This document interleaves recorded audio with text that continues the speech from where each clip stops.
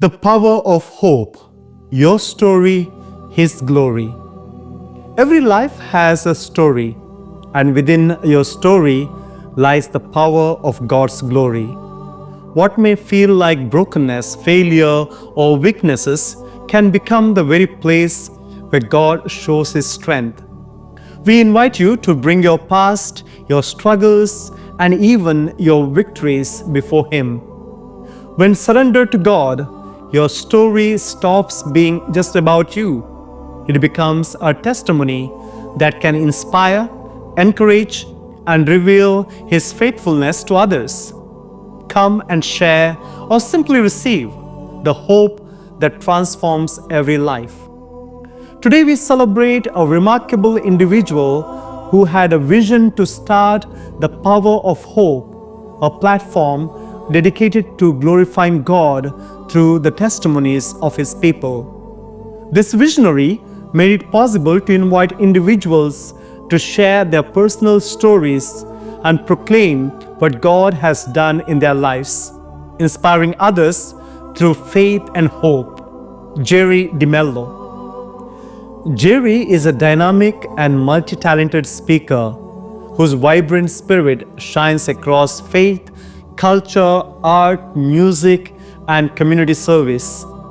Actively involved in the church and various prayer groups, Gerry brings a heartfelt passion for spiritual growth and connection. Beyond the spiritual realm, he is celebrated for his creative talents in art and music, inspiring others through expression and innovation. Deeply committed to community engagement, Gerry's initiatives foster unity, compassion, and positive impact. With a unique blend of energy, wisdom, and creativity, he captivates audiences, encouraging them to embrace purpose, passion, and service in every aspect of life. Please join me in welcoming Gerry as he shares his testimony. Hello friends, now I will share my testimony for God's greater glory. And I'm sure it will inspire you to trust in the power of prayer, power of hope, and God's unfailing love. Whoever goes to the Lord for safety, whoever remains under the protection of the Almighty, can say to Him, "You are my defender, you are my protector, you are my God, and in you I trust." He will keep you safe from all hidden dangers and from all deadly diseases. He will cover you with His wings. You will be safe in His care. His faithfulness will protect and defend you. Yes, you got it right. That is Psalm 91. What a wonderful and powerful psalm. Almost 3 decades ago, this psalm was a daily mantra, giving all glory to God Almighty. Now I am going to testify to the Lord's goodness that turned our tears of sorrow into tears of joy. During the past 30 years, I have shared this testimony with thousands of people just to give glory to God for His greatness, His love, His compassion, His healing power, and the power of hope. Those days we were living in the beautiful city of Muscat in Oman. We are blessed with 4 amazing children, and I am going to give testimony of our daughter who is the first fruit of our marriage. My wife's first pregnancy was going smoothly and everything seemed to be quite normal. She was healthy, attending regular prenatal checkups. We were so thrilled and anxiously waiting to see the angelic face of our first child.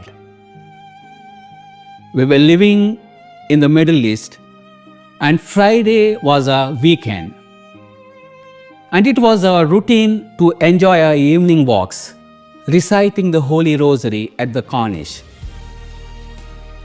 On that particular Friday, then my wife just had completed 5.5 months of her pregnancy.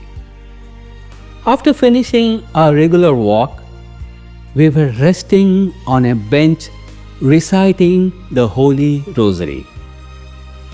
We finished our prayers, and as she was getting up, she felt watery and her trousers were wet. Without realizing the gravity of that problem, I started teasing her. Then we went home, and as she was sleeping, even the bed got wet.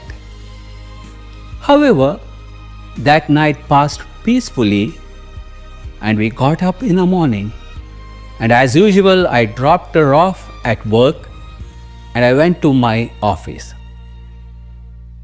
After some time while I was in the office, I received a panic call, my wife advising me to come immediately.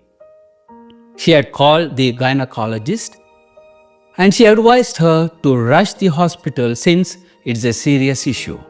We pulled into the hospital and my wife went inside walking, and after some time nurses brought her out on a stretcher. The issue was that her water bag had ruptured. My wife was admitted to the hospital and could not move from the bed. After 3-4 days, the situation worsened.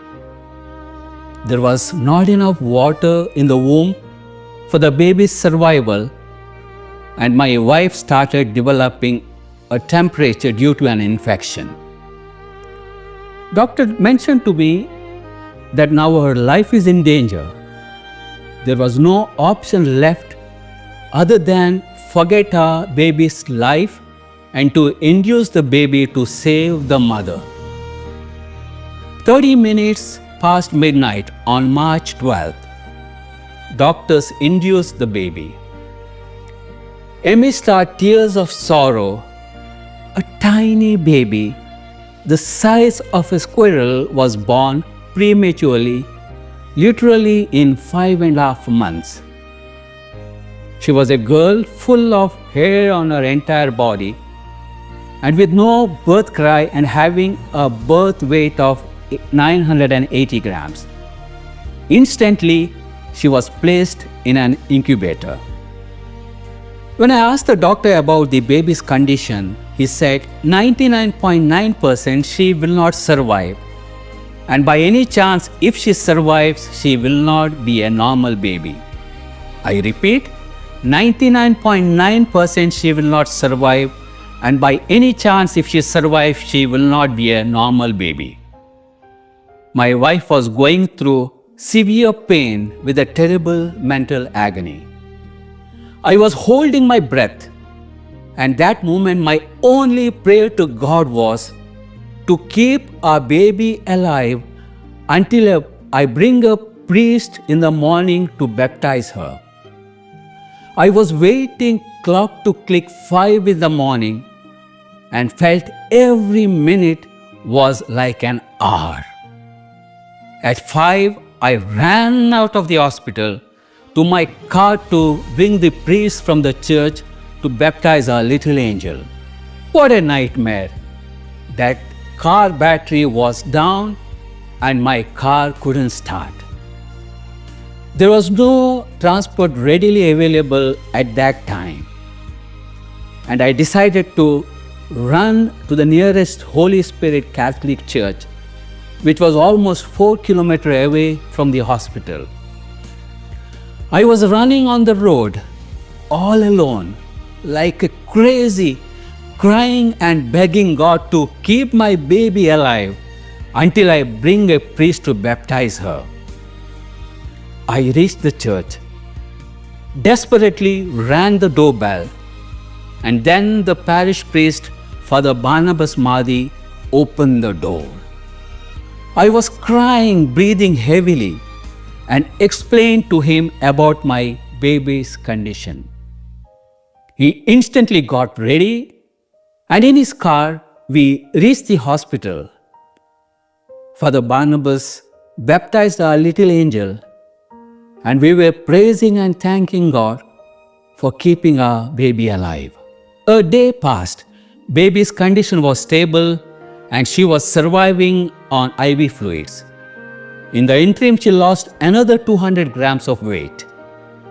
And with that just 780 grams of weight, she started her struggle to survive, struggle to live. And friends, rest is the history. To everyone's surprise, even in that delicate condition, she was so active, moving her tiny hands and legs constantly that helped her to breathe. Days passed. When she was 23 days old, she faced biggest challenge of her life, a life or death situation. It was a Good Friday and she had a pneumonia attack and she stopped breathing. Normally in those days in that hospital, they never use a ventilator if the baby's weight is less than 1 kilo. Since our baby survived for 23 days, by God's grace, doctors decided to give her a try, putting her on a ventilator. They had around 10 ventilators and none of them were available. What a miracle! At that critical situation, one of the tiny babies who was on ventilator started recovering miraculously, and the doctors used that ventilator to our little baby. After 5 days of breathing with the help of a machine, our baby recovered and started breathing without the help of ventilator. In between, our tiny baby had couple of pneumonia attacks, but survived miraculously. After spending almost 3 months in the hospital, fighting for life and death, our miracle baby got discharged from the hospital as a healthy baby. When the doctor predicted she could not be a normal baby, by God's immense grace, she grew up as a beautiful and a talented normal girl, winning laurels and accolades in sports, in music and academics. After completing her university studies, she is now working as a nurse in one of the renowned hospitals in Canada, dedicating her life as an instrument of God to serve the sick people. It is a true testimony that our God is an awesome and an answering God. He is always ready to answer our prayers with His arms open wide. As pilgrims of hope, we must keep our faith in Him alone, and believe in the power of hope. Thank you all for listening to my testimony. May God bless us all. Gerry's life teaches us that faith is the anchor in life's storms, providing strength even in the darkest moments, while hope must be active, requiring courage, persistence, and decisive action. Miracles often unfold in God's perfect timing, and patience allows us to witness the extraordinary in the ordinary. Every life is precious, no matter how small or fragile, and trusting God's plan, even when situations seem impossible, transforms despair into possibility. Resilience grows through trials, demonstrating faith in action, and divine protection reminds us that God is always watching over us. True blessings inspire service to others, and joy can emerge from sorrow when we place our trust in Him. Above all, keeping hope alive at all times strengthens faith, invites miracles, and allows us to live a life of purpose and inspiration. My friends, your story could be the hope someone needs to hear today, whether it is a healing, a breakthrough, or peace God has given you in a difficult time. Sharing your journey can inspire and encourage others in ways you may never imagine. We warmly invite you to step forward and share the amazing ways God has worked in your life.